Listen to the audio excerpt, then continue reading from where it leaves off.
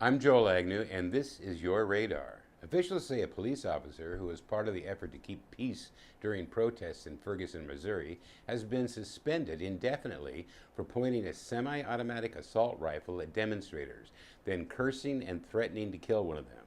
The development comes as Attorney General Eric Holder arrived in Ferguson to meet with community members in the wake of the Michael Brown shooting, reports the Wall Street Journal. And elsewhere, a grand jury convened to begin gathering evidence about the fatal shooting. Now, this just in. One person is in critical condition after having been shot overnight in Ferguson as protesters defied a midnight to 5 a.m. curfew, reports the New York Times. Police, who are still seeking the shooter, used smoke and tear gas in the renewed unrest that came less than half an hour after the curfew took hold. They arrested 7 protesters, many of whom were chanting, "No justice, no curfew," and charged them with failure to disperse.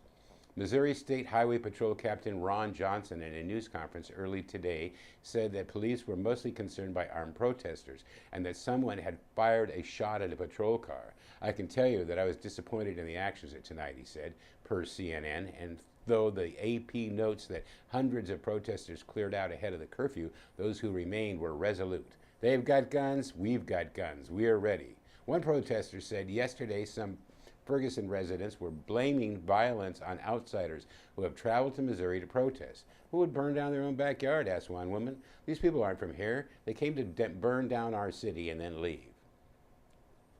On the bright side, 18-year-old Michael Johnson of Albuquerque made it to a meeting with his probation officer on time. Fortunately, as KOAT-TV reports, he did so by zipping over in a stolen electric shopping cart. When Johnson's probation officer asked about the unusual ride, the teen admitted taking it from a nearby Walmart. That got him busted on larceny charges, which in turn violated his original probation, which is why Johnson is now behind bars again. Police figure the cart is worth about $1,800. He's not the first criminal to steal a ride to make a court date. An Oregon woman accused of setting her husband on fire because of an argument over weed killer is in jail on an attempted murder charge. KPTV reports an officer on patrol Friday evening saw the couple outside their Mount Angel home and initially thought they had been in an accident with a barbecue. The man, 43-year-old Timothy Bork, was flown to Legacy Emanuel Medical Center in Portland with burns to his face and chest covering 15% of his body. Court papers say his wife, 45-year-old Toady Bank, confronted him over spraying poison on weeds that could have sickened her dogs. She told police she doused him with gasoline and set the fire to get his attention. The Ice Bucket Challenge is now claiming former heads of states as victims. But former President George W. Bush didn't really want to have a bucket of ice water dumped on his head. "I do not think it's presidential," he says in a video posted today on Facebook. He opts instead to write a check, but Laura Bush had other plans. She sneakily arrives on camera with a bucket in hand, and well, you can guess what happened next. "That check is for me. I don't want to ruin my hairstyle," she quips. Bush was challenged to join the cause by several people, including daughter Jenna Bush Hager. CNN reports. W passes on the challenge to Bill Clinton, saying, "Yesterday was Bill's birthday, and my gift to Bill is a bucket of cold water." President Obama has apparently agreed that getting splashed with water isn't presidential. He's written a check to ALS charity. The Ice Bucket Challenge has raised $22.9 million, reports NBC. Meanwhile, someone who might be looking to win the Oval Office in 2016 has already taken the plunge.